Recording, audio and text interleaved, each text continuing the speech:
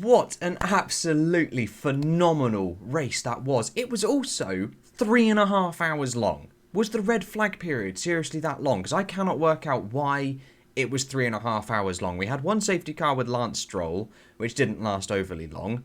And then we had a red flag period, which apparently lasted near 2 hours. Anyway, this is my driver ranking series for the Azerbaijan Grand Prix, the series in which you guys, the audience, can get involved. Using the link in the description down below, you can submit your driver rankings for each of the 20 drivers of this Grand Prix weekend. 20 is the best score possible, and 0 is the worst score possible. The aim of this series is to compare your average audience scores to my rankings that I will give in today's video, and then also to my data algorithm which outputs the driver of the weekend. Equally, in today's video, we'll be going over the results of the audience predictions scores. And my oh my, we have a big field spread. So we begin with the driver rankings for the Azerbaijan Grand Prix. And let's just take a quick look at the Drivers' Championships. It is still Max Verstappen leading Lewis Hamilton by just 4 points after both failed to score.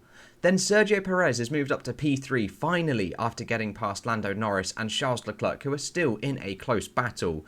Bottas has slipped further down that order now, down into P6, just ahead of Carlos Sainz and Pierre Gasly, with Vettel now leaping above Daniel Ricciardo.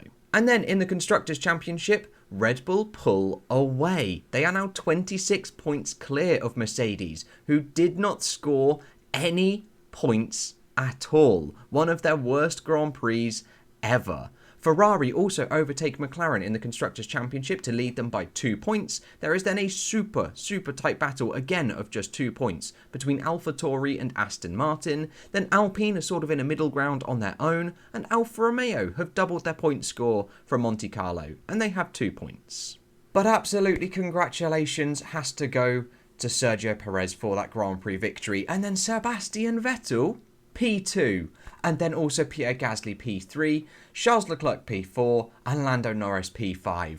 No one got that remotely correct in my audience prediction scores. Some people got a couple of them right. Nobody predicted Sebastian Vettel to be P2, and I think 2 or 3 people out of the 52, 53 odd that actually entered predicted a Pierre Gasly podium out of nowhere, and a couple of you also voted for Sergio Perez to take the Grand Prix victory. But now let's just take a look at the Baku Grand Prix leaderboards. So we have actually myself finally have actually won one of my own contests, scoring 15 out of 25, 1 point above Divot, and also Min Verstappen as well, who hasn't entered too many of these, but they have scored very well in this Baku Grand Prix. Then Joe Bischoff, then Cosmos, then moving into the second column, we have Dan Claver as well, his first entry into this contest. Danielle B, Geared Down Aviation. I'll be interested to know what kind of aviation you're interested in, whether it's World War II or whether it's modern day. Very interested to know, so please let me know in the comments below. Small little sidetrack there. Then moving into the third column, we've got the championship leader at the moment, Evan Darcy, scoring 11 points. And then Hal, there is 4 points between us from the Baku Grand Prix. Then into the second column, we've got Object Maniacs Lewis, 27, scoring 9 points. Alan Pereira?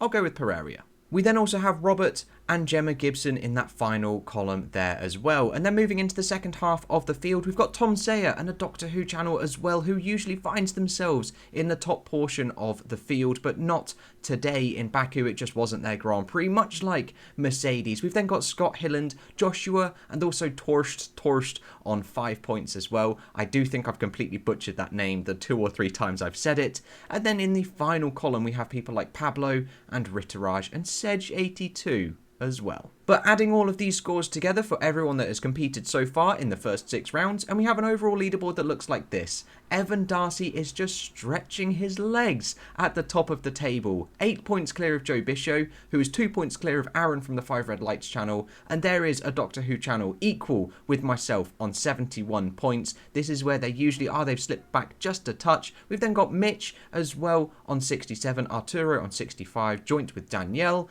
Then a couple others. We've got the old championship Championship leader Tushar Singh in the bottom right, then Elian and then Sej82 as well. Then the middle portion of the grid of the people that have entered this contest, we now have over 100 total entries. We have Leroy on 23 overall, Madhav Singh as well, and then the final portion of people to count total-wise, we have people like Amelia Swan, we have Louis, Robert, and Mika Tukkanen as well. But now, to be a little bit fair to those people who have not entered in every single one of these prediction scores and have not been here since round number 1, I've calculated the average score of each of the people that have entered. So on screen is those average scores. Bear in mind, you can score a maximum of 25 points a round. We actually have Alex Santiago on 14 out of 25, joint with Brock from the Forum of Racing. I've actually accidentally chopped off the ING from Forum of Racing there, and also Divit Rayhan and Evan Darcy also scoring 14 on average. Then we've got Danielle B, and this is where I start to slip down the order. I'm not even in the top board there yet. I'm somehow in the first column of the overall scores. I have an average of 11.8 per round, joint with a Doctor Who channel as well. And then we have Torst popping up 10.5, and then the middle portion of the pack there are a bunch of 10s, a couple 9.8s from Joshua and also Carrie Slaughter as well, Elliot 8.6, and then finally for the average we have Mika Tukkanen popping in again 6.0, Pablo 4.0, and also Hugo on 3.5. So there we go, there is the result of the audience prediction scores. I hope you like those new tables. I have spent a little bit of time working on each of them. If there are any suggestions that you have for improvements, for ways of displaying this information, then please let me know in the comments below. I am all open to hearing any of these suggestions. But with that, we will now take a look at the driver rankings. If you follow the link in the top line of the description, you'll be asked to rank each of the drivers based on their Grand Prix weekend. I would like you to take into consideration qualifying and also the race. You decide how much of an effect the race has over qualifying, but overall, 20 is the best weekend they possibly could have had. And then 1 or 0, I think I'm not sure if I actually included 0, but 1 is the worst score possible they could achieve. And my orders on screen are going in the 2020 Constructors' Championship order. So we've got the 2 Mercedes, followed by the 2 Red Bulls, then we've got the 2 McLarens, etc, etc. And we start with Lewis Hamilton, 16 out of 20. From a car that looked nowhere on Friday, he managed to put it on the front row and then challenge for the victory. The only reason why it's not higher than 16 is because it was his mistake on that red flag restart. Actually, for the last 2 laps, he knocked his brake magic switch back on after turning it off at the restart, which meant he did lock up going into the first corner, and ultimately that cost him big time. He could have had the lead of the championship after this Grand Prix. But 16 out of 20 is Lewis Hamilton's score. However, Valtteri Bottas, 2. A stinker. An absolute stinker. I really wanted to put 1, and I don't think I've ever given anyone 1 yet. But Valtteri Bottas, my God, you were so close to getting a 1. And then from Valtteri Bottas, we take a look at Max Verstappen. 16. It was his Grand Prix to lose. He did everything he needed to do in the race. So that is no fault of his own. The only reason why it's not higher than a 16 is because of qualifying. He should have been on pole position. He shouldn't have been P3. He lost out to Lewis Hamilton and also Charles Leclerc. That's the only reason why he's not ranked higher. His race was perfect. He was definitely going to win that had the Pirelli tyres not exploded. Pirelli have 100% got something to answer for. You can't just have 2 tyres fail like this within your predicted operating window. They thought that the hard compound of tyres could easily get to 40 laps. Lance Stroll did 31 and Max Verstappen didn't do many more than that. And both of them failed at the shoulder of the tyre. That's not a cut like we saw in Silverstone 2013. That's a Pirelli failure, and that's just not acceptable. But then from Max Verstappen, we take a look at the Grand Prix winner, Sergio Perez, 18 out of 20. The only reason why this isn't higher is because his qualifying was a little bit crap. He was down in P7, but ultimately his race start was phenomenal. And then his restart after the red flag period was also phenomenal as well, in order to keep Lewis Hamilton behind and not make any mistakes. Something is up with his car, and I'm not 100% sure what it is, as he did stop directly after the checkered flag, but we will have to wait and see what that actually was. Then we take a look at Daniel Ricciardo, 11 out of 20. Again, a little bit of a disappointing and a bizarre weekend. He crashed in qualifying, which has definitely brought his score down, but then bringing his score up was his race. He drove to P9 overall. Yes, that was helped by the fact that Lewis Hamilton and Max Verstappen did not score any points, otherwise he would have been outside of the points. So it was a little bit of a difficult weekend for him, so perhaps 11 is a little bit on the high side. And then we move on to Lando Norris, 14 out of 20. What would have been had he not had that 3-place grid drop, which I personally think the 3-place grid drop was harsh. I think it was the penalty points that were actually fair. I think the grid drop was harsh, the penalty points were fair. So if he did actually start where he was supposed to in P6, P5, P6, as he started P9 overall, he could have easily gotten on that podium at the end of this Grand Prix. And then from Lando Norris, we take a look at Sebastian Vettel. 19 out of 20. The only reason why this isn't 20 out of 20, and I haven't given any 20 out of 20s so far this season, is because he didn't get through to Q3 in qualifying. It wasn't the best qualifying, but to come through, and he was going to be P4 or P5 at a minimum without the mistakes from Hamilton and the DNF from Max Verstappen, he gets P2. That's just mega. That is just absolutely mega. So 19 out of 20 is his score. Lance Stroll, though, gets a 10 out of 20. Unfortunately, we'll never really know how much that strategy of going long on the hards would have paid off, but he was relatively strong in that race pace. However, the score is brought down quite significantly by his crash in qualifying, which just ruined his weekend, which puts him on this alternate strategy to go long on the hard compound of tyre, which led to the tyre failure. So 10 out of 20 is Lance Stroll's score. Then we take a look at Fernando Alonso, 14 out of 20. A much better Grand Prix weekend for Fernando Alonso. So 14 out of 20 is his score, getting into Q3 and then scoring points in P6. Not bad. However, Esteban Ocon, 8 out of 20. He retired very early on in the Grand Prix, so we have no idea what happened or would have happened with his pace-wise. I'd imagine he would have been around Fernando Alonso in the points, so perhaps it could have been double points for Alpine. But then qualifying again, he didn't get through to Q3 when Alonso did, so that has slightly brought down his score. Then we take a look at the Ferraris, and we have Charles Leclerc, 13 out of 20. A mega pole position, which really does push this score up.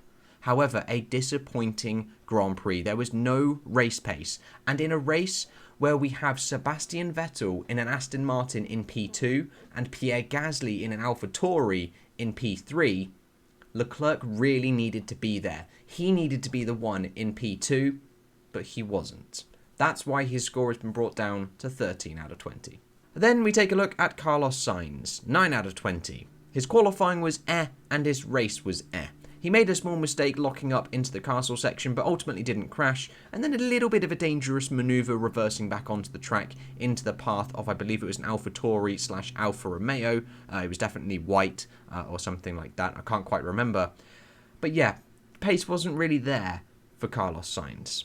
However, Pierre Gasly, another 19 out of 20. Take a bow. A mega qualifying to go P4, and then to go one up from that and get a podium in the Grand Prix. Granted, Max Verstappen and Lewis Hamilton were not P1 and P3 or P2, wherever they would have finished, so he would have been about P5 in the Grand Prix, but still, a podium is just incredible for Pierre Gasly. And Yuki Tsunoda also gets a 14 out of 20. He has improved so much in this Baku Grand Prix weekend, getting into Q3 and qualifying P7, and then also having a storming race to score some points. A very good Grand Prix. 14 out of 20 for Yuki Tsunoda. Then we get to Kimi Räikkönen. He scores 12 out of 20. A bit of a sort of interesting Grand Prix for Räikkönen. He gets 12 mainly because he scored some points. He got 1 point finishing in P10. His qualifying was a mediocre sort of standard for an Alfa Romeo. He did get into Q2, which was quite sensible. And then the race was just sort of, again, If it wasn't for the 2 retirements, he would not have scored those points. And then Giovinazzi, just by virtue of being a little bit slower than Kimi Raikkonen, scores an 11 out of 20. It should... I might actually bump that down to a 10 because he did actually crash in qualifying. I'm going to bump that down to a 10. So Antonio Giovinazzi ends up with a 10 overall, a 10 out of 20. Then from Giovinazzi, we take a look at the two Haas cars, and it is Mick Schumacher up first, and also 10 out of 20. Not a bad weekend, but ultimately not really making any real progress, I would say. Any real progress within the car itself. I know the car isn't receiving any updates.